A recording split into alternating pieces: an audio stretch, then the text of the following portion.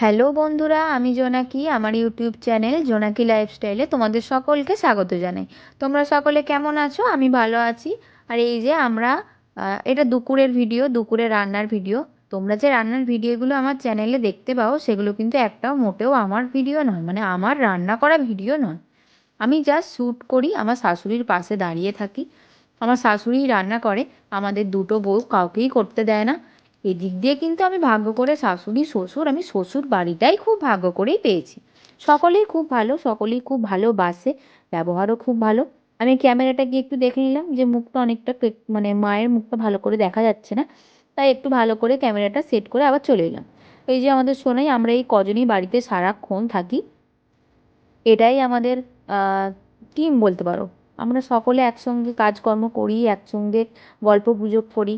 আমার শাশুড়ির মুখটা দেখে যেন মনে হচ্ছে না খুব রাগ রাগ, কিন্তু না, যখন রান্না করে মা কিন্তু খুব ধ্যান দিয়ে রান্না করে। এই যে সোনাইয়ের জন্য আজকে হয়েছিল, তোমরা যে মোচার ডালনার ভিডিওটা এখনও তোমরা দেখোনি, দেখবে, আমি পোস্ট করব। ওই মোচার ডালনার ভিডিওটা যেদিন হয়েছিল সেদিনেরই এটা ভিডিও।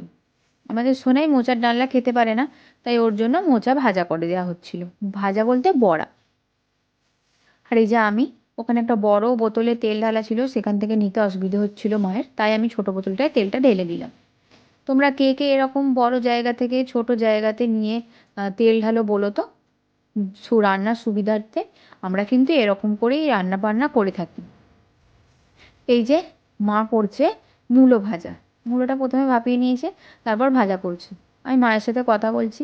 আমাদের মূলো ভাজাতে চিনি দেয়, একটু মিষ্টি মিষ্টি না হলে খেতে ভালো লাগে না, তাই মা রান্না করছে, মূলো ভাজাটা করছে। আর আমি এদিকে, ওদিকে সমস্ত কাজ হয়ে গেছে, তাই আমি যেগুলো বাসন ওখানে ছিল সেগুলো আমি ধুয়ে নিয়ে পরিষ্কার করে নিচ্ছি জায়গাটা। মাই চিনি দিয়ে দিল একটু। আমি এদিকে মায়ের রান্না হয়ে এসেছে, তাই আমি এক কোল থেকে সব গুছাতে লাগছি। আর ওই যে সোনাই চান করতে গেছে, ওর মা ওর পিছনেই ঘুরছে, তেল মাখানো, চান করানো, ওর পিছনে একটা লোকের খুব দরকার। আমরা 3টে মানুষ একটা বাচ্চাকে নিয়ে হিমশিম খেয়ে যাই, কারণ এত ছটপটে, এত বদমাইশি করে, সারাক্ষণ আমরা খালি ওকে নিয়েই ব্যস্ত থাকি। ওই যে আমার শাশুড়ি ওকে নিয়ে কথা বলছে যে ওকে আজকে চান করাতে হবে না, ওকে গা মুছিয়ে দে। আজকে যে ভিডিওটা আমি শ্যুট করেছি, আজকে বৃষ্টি হচ্ছিল, সেদিনের ভিডিওটা করা, সেই জন্যে। আর এই যে আমরা একটু গল্প করছি, হাসাহাসি করছি, নিজেদের মধ্যেই কথা বলছি। এই যে মায়ের হয়ে গেছে, মা এবার এগুলো নিয়ে চলে যাবে। আর আমি সঙ্গে সঙ্গে গ্যাসটা ভালো করে পরিষ্কার করে নেবো, কারণ এই রকমভাবে গ্যাসটা তো থাকবে না, দুপুরবেলা তো পরিষ্কার করতেই হবে। তাই আমি একটু পরিষ্কার করলাম। আর এটা কিন্তু আমাদের ডাব বলতে শ্যাম্পু কিন্তু নয়, ওতে আমরা একটু লিকুইড সার্ফও, মানে সার্ফে যে ওই বাসন মাজা হয়, ভীম, ওই লিকুইডটা দিয়ে আর জল দিয়ে রেখে দিই এই গ্যাস ফ্যাস মোছার জন্য, ওখানে যে বাসনপত্রগুলো হবে সেগুলো ধোয়ার জন্য। এই যে আমি ভালো করে গ্যাসটা মুছে নিচ্ছি।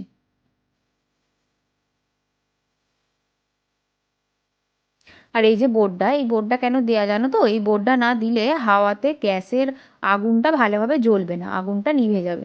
তাই এই বোর্ডটা গার্ড করা আছে যাতে গ্যাসের আগুনটা না নেবে, অথচ আলোটাও আমরা রান্নার কাছে পাই, সেই কারণে।